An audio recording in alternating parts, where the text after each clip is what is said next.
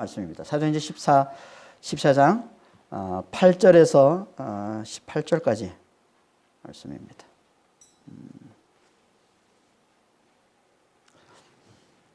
다 하셨나요? 우리 같이 합독하도록 하겠습니다.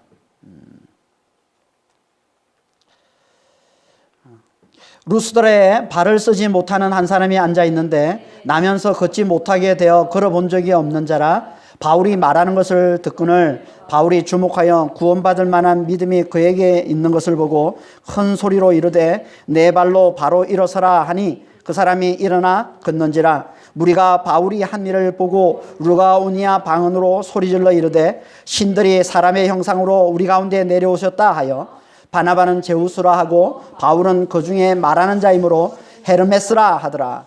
시위에 제우스 신당의 제사장이 소와 화환들을 가지고 대문 앞에 와서 무리와 함께 제사하고자 하니 두 사도 바나바와 바울이 듣고 옷을 찢고 무리 가운데에 뛰어 들어가서 소리질러 이르되 여러분이여 어찌하여 이러한 일을 하느냐. 우리도 여러분과 같은 성정을 가진 사람이라. 여러분에게 복음을 전하는 것은 이런 헛된 일을 버리고 천지와 바다와 그 가운데 만물을 지으시고 살아계신 하나님께로 돌아오게 함이라. 하나님이 지나간 세대에는 모든 민족에게 자기들의 길들을 가게 방임하였으나 그러나 자기를 증언하지 아니하신 것이 아니니 곧 여러분에게 하늘로부터 비를 내리시며 결실기를 주시는 선한 일을 하사 음식과 기쁨으로 여러분의 마음에 만족하게 하셨느니라 하고 이렇게 말하여 겨우 무리를 말려 자기들에게 제사를 못하게 하니라. 아멘.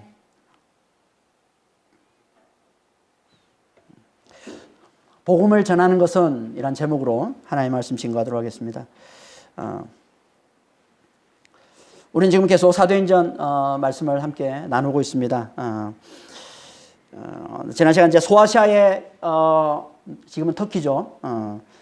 이 소아시아의 이 농업 중심지인 대도시 이고니온에서 복음을 전하다가 유대인들과 이방인 지도자들의 이 핍박을 피해서 이제 거기서 이제 이고니온에서 남쪽으로 한 30km 정도 떨어져 있는 루가오니아의 루스드라로 도망쳐온 바울과 바나바는 그곳에서도 또다시 담대하게 복음을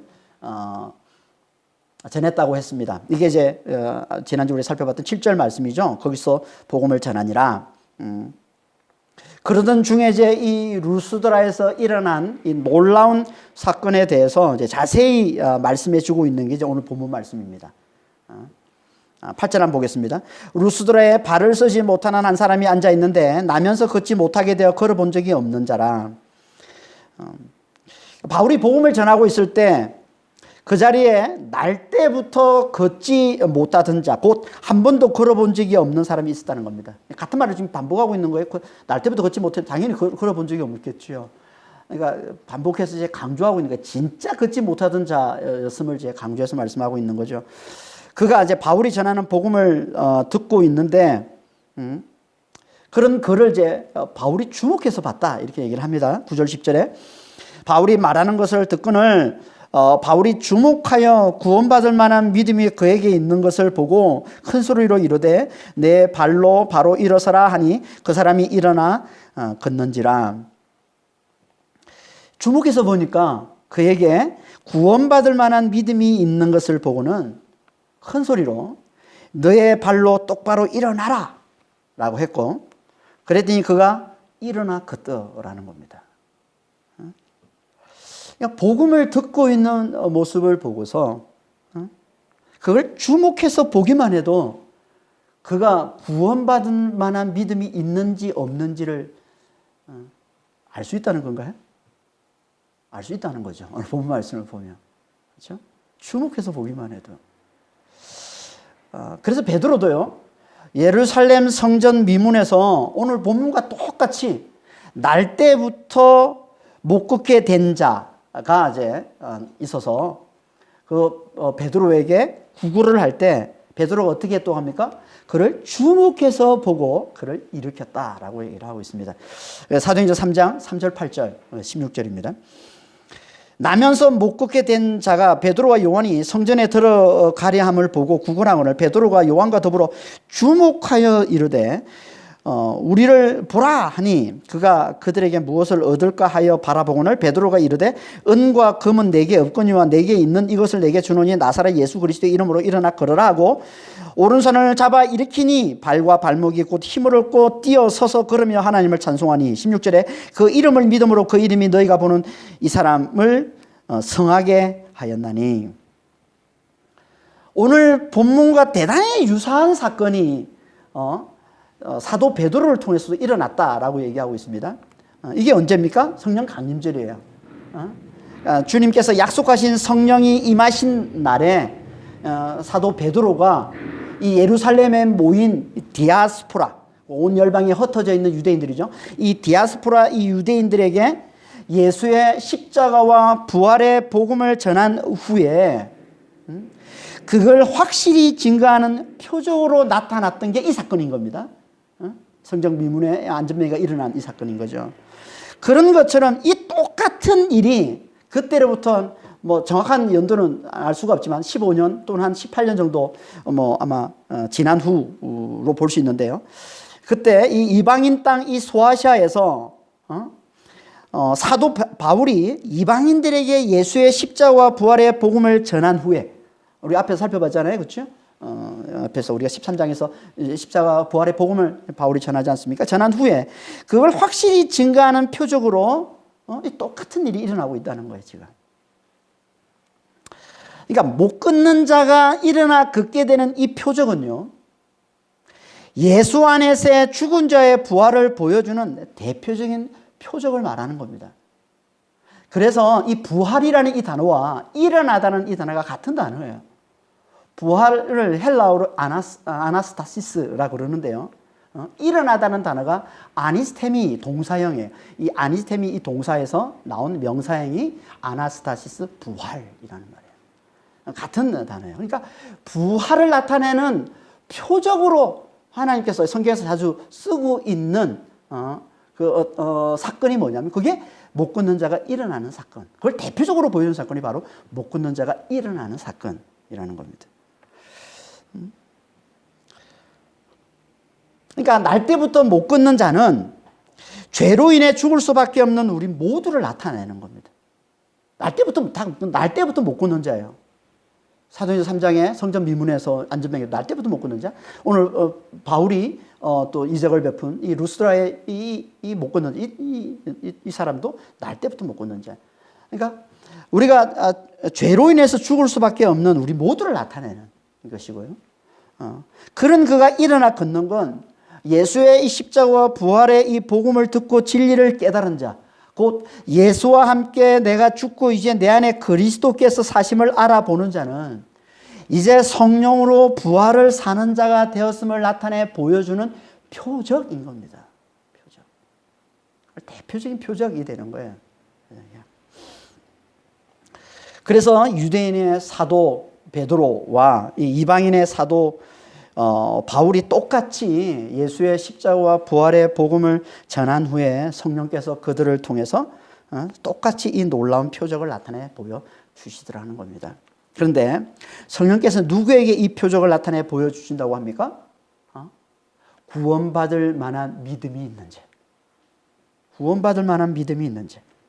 그러니까 성전 미문, 예루살렘 성전 미문에 못 걷는 자도 이 믿음이 있었던 거예요. 그래서 우리가 좀 전에 봤던 3장 11절에 보면은 16절이죠. 16절이죠. 16절에 보면은 그 이름을 믿었다라고 얘기하는 거예요. 그 이름을 믿었다. 믿음도 없는데 베드로가 그냥 억지로 그 손을 잡아 끌어서 일으킨 게 아니라는 거예요. 그에게 구원받을 만한 믿음, 곧 예수를 믿는 믿음이 있었기 때문에 성령께서 베드로를 통해서 그를 일으키셨다라는 겁니다.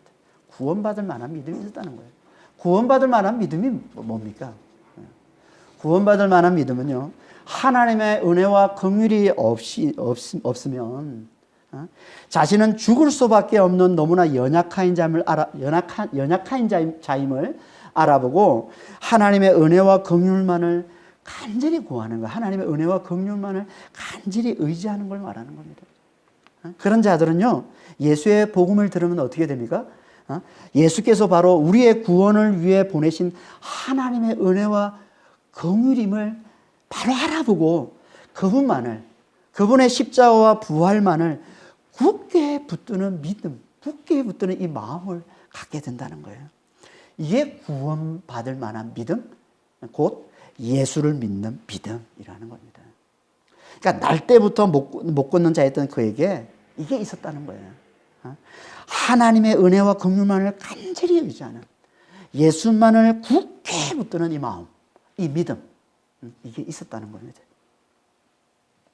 근데 바울이 어떻게 이걸, 그에게 이 구원받을 만한 믿음이 있다는 것을 어떻게 알았을까요? 주목해서 보고 알았다는 거예요. 주목해서 보고. 이게 주목해서 본다는 건요, 성령께서 그 속을 들여다보는 걸 얘기하는 겁니다. 성령으로 복음을 전하는 자는요, 듣는 자를 주목해서 볼 때 성령께서 그 듣는 자 속에 하나님의 은혜와 긍휼만을 간절히 의지하는 마음, 예수님만을 굳게 붙드는 마음이 있는지 분별케 해주신다는 거예요.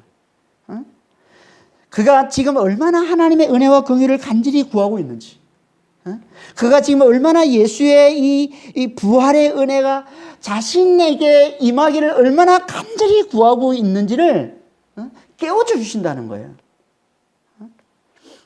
저도 이렇게 주일에 말씀을 전하다 보면요, 그런 분이 보입니다.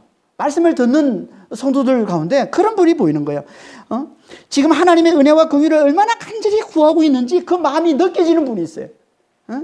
그래서 너무나 간절히 복음을 집중해서 듣는 게 보이는 분들이 있어요.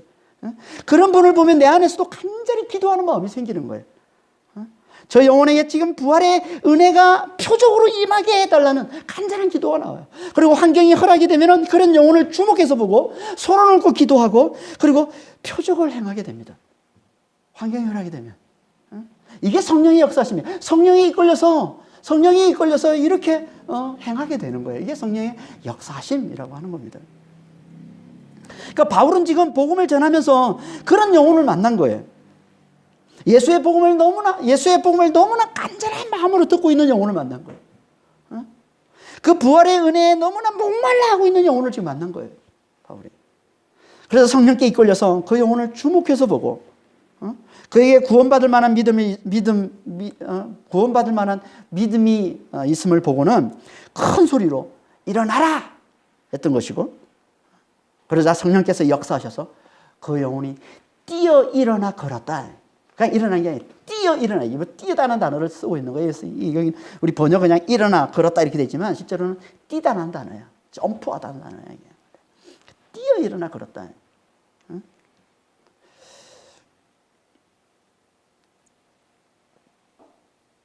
그러니까 표적은요, 언제 일어난다는 거예요?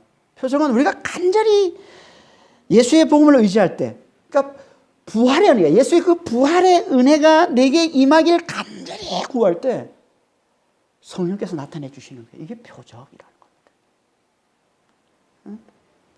그러니까 우리도 말씀을 들을 때마다 항상 이 예수의 복음을, 이 은혜의 복음을, 이 부활의 이 복음을 우리가 간절히 의지하면서 말씀을 들어요.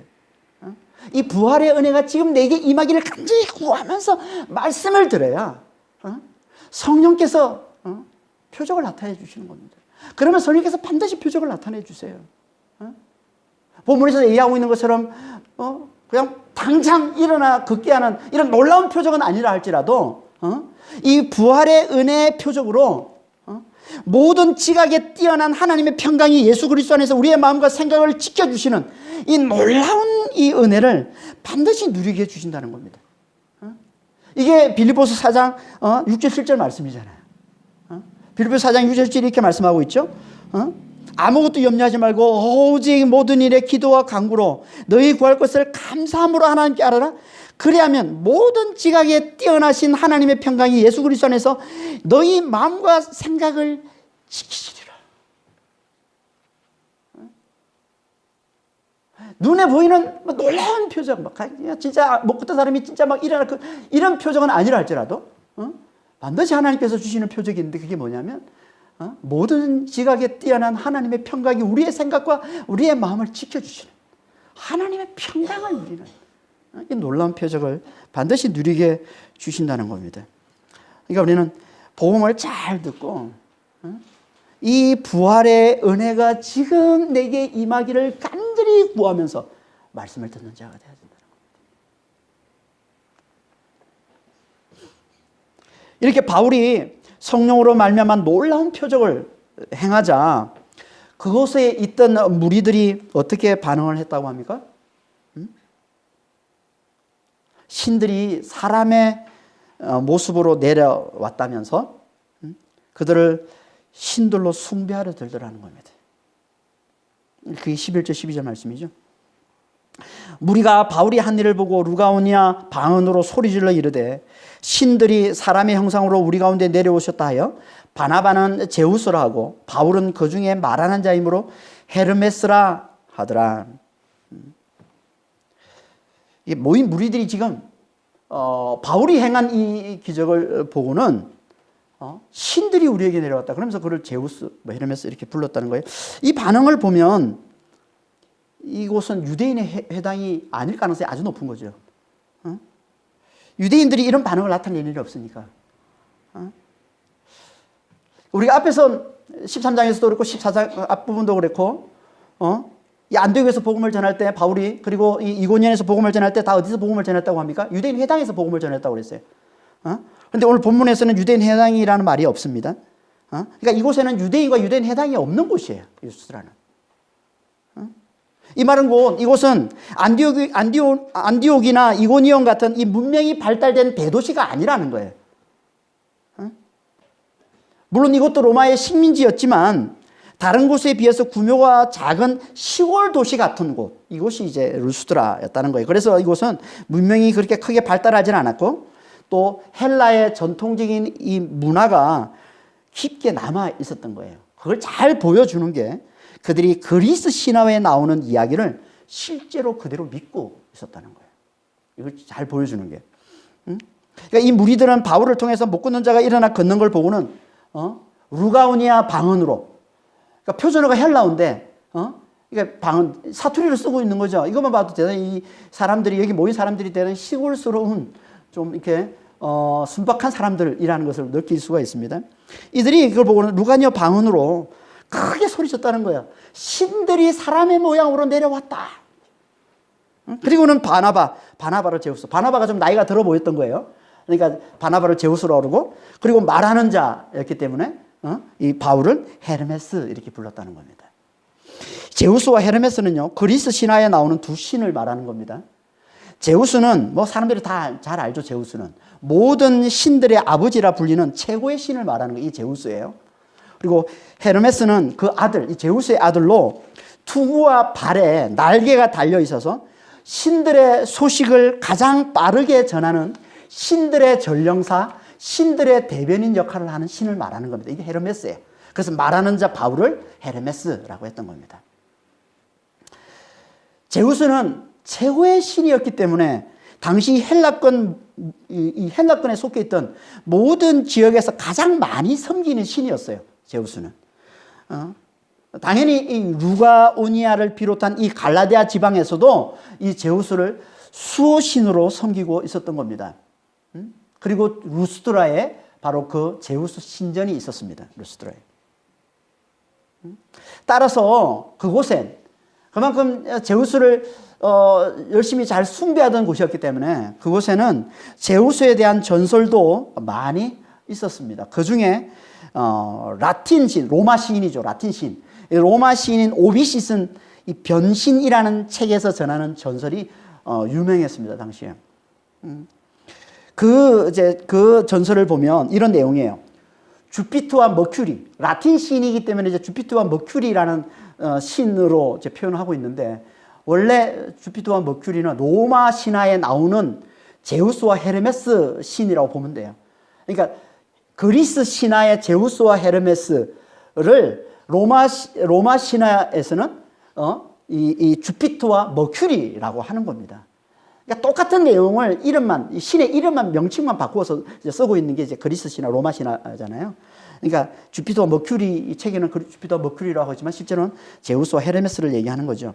그러니까 이 주피터와 머큐리, 곧 제우스와 이 헤르메스가 사람들의 우애를 시험하려고 사람들로 변신해서 이 루가오니아, 이 루스라가 속해 있는 이 루가오니아의 옆지방이 부르기아인데요.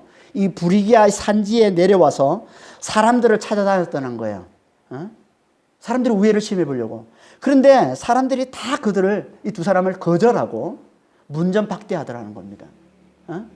그러던 중에 오직 한 부부, 가난한 늙은 농부, 이 부부만이 그들을 집으로 환대해주고 숙식을 제공해주고 잘 대해줬다는 거예요.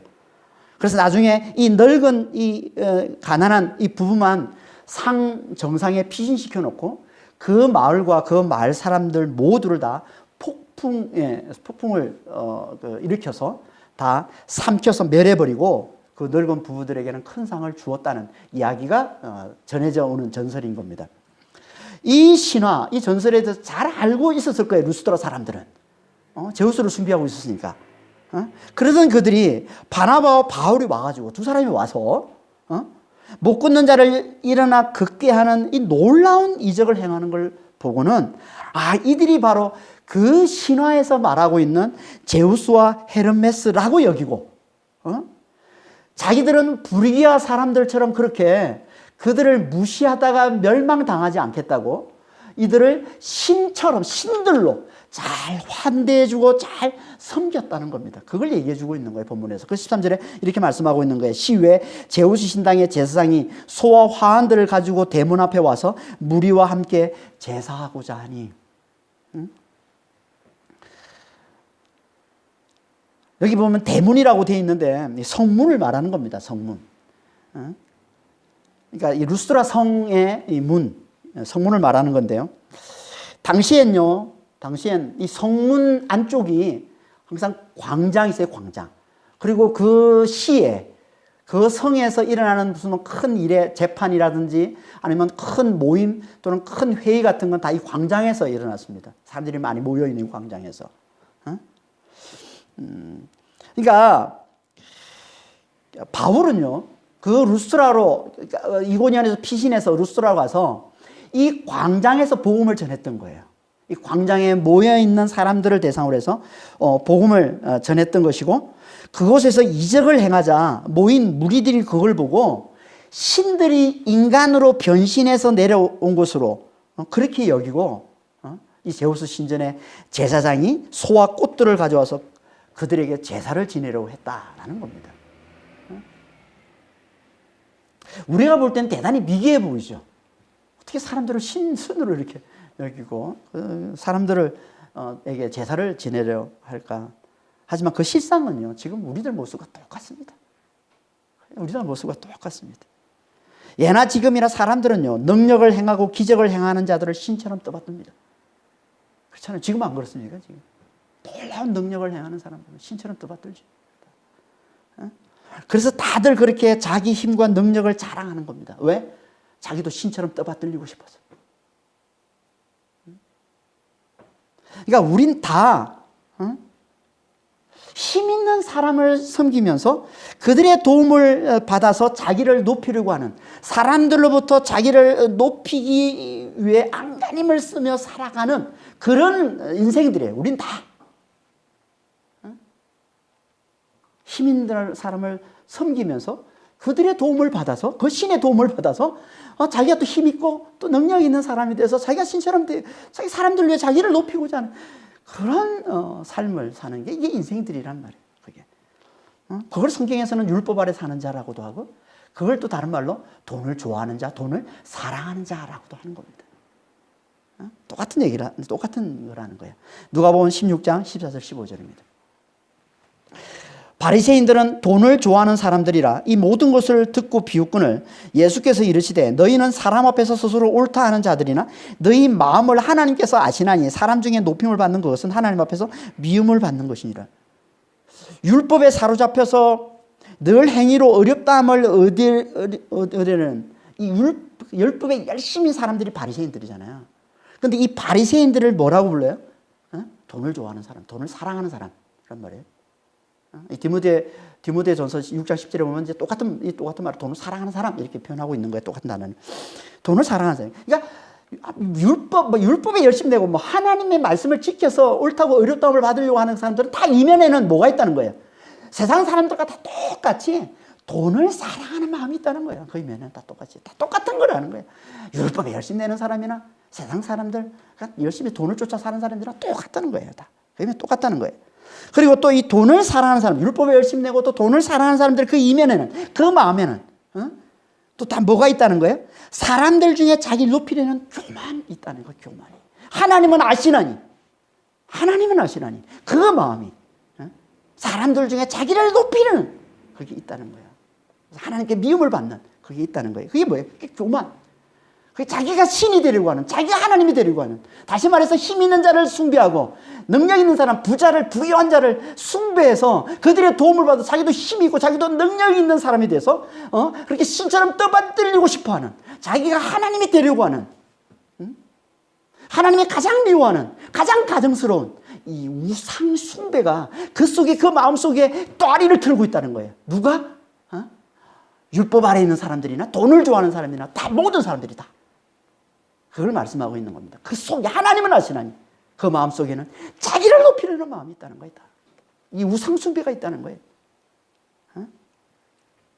그러니까 지금 바울과 바나바 앞에 지금 뭐가 펼쳐지고 있는 거예요? 지금 우상 숭배가 지금 공간하게 펼쳐지고 있는 거죠. 지금 바울 바나바 앞에. 당연히 바울이 어떻게 반항하겠어요? 그걸 전해 듣고는 바나바 바울이 옷을 찢고 자기들을 숭배하는 그 물속으로 달려 들어가서 소리쳤다는 거예요. 14절 15절입니다. 두 사도 바나바 바울이 듣고 옷을 찢고 무리 가운데 뛰어들어가 소리질러 이르되 여러분이 어찌하여 이러한 일들을 하느냐? 우리도 여러분과 같은 성정을 가진 사람이라. 여러분에게 복음을 전하는 것은 이런 헛된 일을 버리고 천지와 바다와 그 가운데 만물을 지으시고 살아계신 하나님께로 돌아오게 하려 함이라. 우리도 너희와 똑같은 사람이라는 거예요. 그런 우리를 어떻게 섬기려 하냐는 거예요. 이런 헛된 일에서 너희를 돌이켜서 살아계신 하나님, 곧 하늘과 땅과 바다와 그 가운데 있는 모든 걸 지으신 그 하나님께 돌아오도록 하기 위해 내가 전하는 게 복음이다 라고 얘기해요. 그러니까 복음을 전하는 목적이 뭐라는 거예요? 이 헛된 일에서 돌아서서 창조주 하나님만을 섬기게 하는 것, 이게 복음을 전하는 목적이라는 거예요. 이 헛된 일에 돌아서. 이 헛된 일이 뭐라고요? 사람을 신으로 섬기는 거예요. 힘있고 능력 있는 사람을 신처럼 떠받드는 거예요. 그래서 자기도 그 도움을 받아서 그렇게 힘있고 능력 있는 사람이 돼서 신처럼 떠받들리려고 하는 이 우상 숭배. 이걸 버리고 오직 하늘과 땅과 바다와 그 가운데 있는 모든 만물을 지으시고 다스리시는 살아계신 창조주 하나님만을, 그 창조주 하나님을 알아보고 그분만을 섬기는 자가 되도록 하기 위해서 전하는 게 이게 복음이라는 겁니다. 무슨 말이에요? 우리는 복음을 모르면 우리는 다 우상숭배의 삶을 살 수밖에 없다는 걸 말씀하고 있는 거죠. 우리는 복음을 모르면 우리는 다 힘과 능력 있는 사람을 신처럼 떠받들며 살 수밖에 없다는 거예요. 그래서 그 신들의 도움으로 자기도 어떻게든 힘과 능력 있는 사람이 되어서 사람들을 위해 군림하려 하는, 다시 말해서 자기가 하나님이 되려고 하는 이 우상 숭배의 삶, 하나님의 가장 가증스럽게 여기는, 하나님의 가장 미워하는, 그래서 반드시 영혼이 멸망당하고 당할 수밖에 없는 이 우상 숭배 삶을 살 수밖에 없다는 겁니다. 누가? 복음을 모르면. 오직 복음을 깨닫는 자만이 이걸 버리고, 이 헛된 일을 버리고 창조주 하나님께 돌아와 그분만을 섬기는 삶, 하나님이 기뻐하시는 삶을 살 수 있다는 겁니다. 복음을 깨닫는 자만이. 복음이 뭐라고요? 앞에서 계속 말씀을 나눠왔지만 복음이 뭡니까? 예수 안에 죽은 자의 부활이 있다는 거예요. 예수의 십자가와 부활로 그분과 함께 내가 죽고 그분과 함께 내가 살아났다는 거예요. 다시 말해서 예수와 함께 내가 죽고 이제 내 안에 부활하신 그리스도께서 들어와 사시는 자로 내가 다시 살아났다는 거예요. 이게 복음입니다. 이 복음을 깨닫고 그리스도를 굳게 의지하는 자는 성령으로 부활을 살게 되는 것이고, 부활을 맛보며 살게 되는 것이고, 이렇게 성령으로 부활을 맛보며 누리며 사는 자만이 이제 더 이상 이 세상에서 힘과 능력을 자랑하는 자를 섬기지 않고 오직 예수 안에서 이 부활을 주신, 이 부활과 영생을 주신 창조주 하나님을 제대로 알아보고 그 창조주 하나님만을 섬기며 살게 된다는 겁니다. 이게 예수의 복음이 가져다주는 놀라운 능력이라는 겁니다. 그러니까 우리가 예수의 복음을 제대로 잘 들었다면, 예수의 복음을 우리가 제대로 잘 듣고 잘 깨달았다면 이게 있다는 거예요. 헛된 일에서 돌아서서, 사람을 섬기는 이 헛된 일에서 돌아서서 우리에게 부활을 주신 창조주 하나님만을 섬기는 이 성령의 열매가 나타나게 되어 있다는 겁니다. 우리가 제대로 복음을, 예수의 복음을 제대로 듣고 제대로 깨달은 자라면 이 헛된 일에서 돌아서서 창조주 하나님만을 섬기는, 하나님은 기쁘시게 하는 이 성령의 열매가 반드시 나타나게 되어 있다는 겁니다. 이건 오직 이 삶은 헛된 일로 돌아서서, 우상숭배의 삶에서 돌아서서 창조주 하나님을 알아보고 그분만을 오롯이 섬기는, 그래서 영원한 구원을 받아 누리는 삶을 사는 이 삶은 오직 어디서만 나온다고요? 예수의 복음, 예수의 복음만이 우리에게 가져다주는 놀라운 능력이라는 겁니다. 그래서 하나님이 우리에게 이 예수의 복음을 가져다 주시기 전에도 이미 당신의 창조주 되심, 하나님의 이 창조주 되심을 알려주시지만 아무도 그 삶을 살지 못했다고 하는 겁니다. 그래서 16절 17절에 이렇게 말씀하고 있는 거예요. 16절에 하나님이 지나간 세대는 모든 민족으로 자기들의 길들을 가게 방임하였으나 그러나 자기를 정언하지 아니하신 것이 아니니 곧 여러분에게 하늘로부터 비를 내리시며 결실기를 주시는 선한 일을 하사 음식과 기쁨으로 여러분의 마음에 만족하게 하셨느니라 하고, 하나님께서 지나간 세대, 과거를 얘기하는 거죠. 과거에도 모든 민족들이 다 자기의 길을 가게 하셨지만, 다시 말해서 자기 마음대로 또 하나님이 살게 해주셨지만 그 가운데서도 하나님이 하신 일이 있어요. 그게 뭐냐면 자기를 증거하는 일을 하셨다는 거예요. 하나님께서 자기를 증거하는 일을 하셨다는 거예요. 뭐로? 선한 일을 하심으로. 그 선한 일이 뭐라고 해요? 선한 일의 예를 지금 들어주고 있는, 그 선한 일이 뭐냐면 하늘에서 비를 내려주시고 결실기를 주시고 그리고 음식과 기쁨을 풍족하게 누리게 해주는 삶을 살게 해주신 것, 이게 하나님이 주신 선한 일이라는 거예요. 이게 이 루스드라 사람들이 대부분 농부들이었습니다. 농부들이라고 했습니다. 시골 사람, 농부들이요. 그러니까 이 루스드라 사람들이 잘 와닿는 이 풍년의 이 기쁨을 누리는 이 농사의 일로 하나님께서 베푸신 은혜를 지금 말씀하고 있는 거예요. 하늘에서 비를 내려주죠. 그때 농사할 때 하늘에서 비를 내려주시고, 비를 내려주지 않으면 그들이 농사 다 망하는 거죠. 비를 내려주시고, 그리고 결실기에 가을이 되면 또 그걸 추수하게 해주시고, 그래서 그 풍성하게 푸수한 것을 또 음식으로, 풍성한 음식으로 또 그것을 먹고, 그래서 기쁘게 즐겁게 살게 해주신 것, 이게 다 뭐라는 거예요? 이게 다 창조주 하나님의 살아계심, 창조주 하나님의 살아계심을 나타내 보여주시는 증거라는 게, 이게 하나님께서 이걸 보여주셔서 창조주 하나님을 알아보고 그분의 살아계심을 알아보고 그분을 섬기는 자가 되라고 하나님께서 증거로 주신 거라는 거예요. 이게 다. 이걸 신학적인 표현으로 하면 이게 뭡니까? 이게 하나님의 일반 은총, 하나님의 일반 계시라고 하는 거예요. 이걸 하나님의 일반 은총. 그러니까 자연의 현상 속에서 하나님께서 당신의 은혜와 능력을 나타내 보여주시는 것, 이걸 일반 계시, 일반 은총이라고 하는 겁니다. 그래서 로마서 1장 20절에 이렇게 말씀하고 있는 거예요. 창세로부터 그의 보이지 아니하는 것들 곧 그의 영원하신 능력과 신성이 그가 만드신 만물에 분명히 보여 알려졌나니 그러므로 그들이 핑계하지 못할지니라. 누구도 하나님을 모른다고 핑계하지 못하도록 하나님께서 만물을 통해 당신의 능력과 은혜를 분명히 나타내 보여주시고 알려주셨다는 거예요. 모든 만물 속에 당신의 신성, 당신의 능력을 담아서 보여주셨다는 거예요. 그러니까 우리가 생각만 제대로 하면 누구라도 창조주 하나님을 다 찾아 알 수 있게 하나님 그렇게 해놓으셨다는 거예요.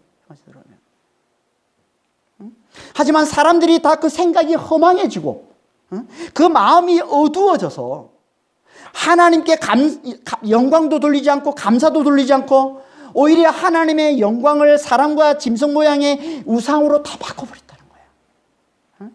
그걸 말씀하고 있는 게 로마서 1장 20절 밑에 21절부터 23절까지 말씀입니다.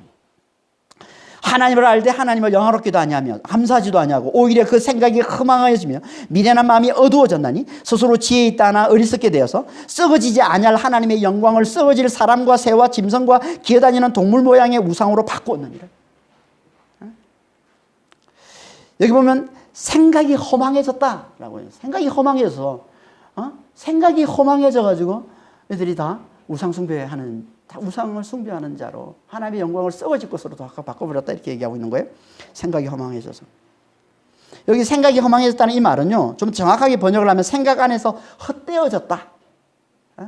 다시 말해서 그들이 다 헛된 걸 생각하게 되었다. 헛된 걸 생각하게 되었다 이런 말이에요. 여기 허망해지다라는 단어가 마타이오라는 단어인데요. 이게 우리가 오늘 본문 15절에서 살펴봤던 이 헛된 일을 버리고 할 때 이 헛된 일이라는 단어와 같은 단어예요. 마타이오스 형용사고요. 이 동사형이 마타이오. 근데 여기 말하는 이 헛된 일을 버리고 할 때 이 헛된 게 뭐라고 했습니까? 사람을 신으로 섬기는 것. 자기를 하나님처럼 높이는 것. 이게 헛된 거잖아요. 그러니까 이걸 깊게 생각하는 거예요. 여기 생각이 허망했던 이 생각이라는 이 단어가 디알로기스모스라는 단어인데요. 이 단어는 디알로기스모스라는 이 단어는 깊게 생각하는 걸 말하는 거예요. 심사숙고. 그러니까 추론하고 토론을 거쳐서 생각하게 된 것, 굳어진 것, 내 속에 깊이 박혀 있는 생각을 얘기하는 거예요. 깊이 박혀 있는 생각. 그러니까 이 자기를, 그러니까 사람을 신으로 섬기는, 자기를 하나님처럼 높이려고 하는 이것이 생각 속에 깊이 박혀 있는 거. 이게 뭐예요? 이게 생각이 허망해졌다는 거예요. 생각이 헛되진 거예요.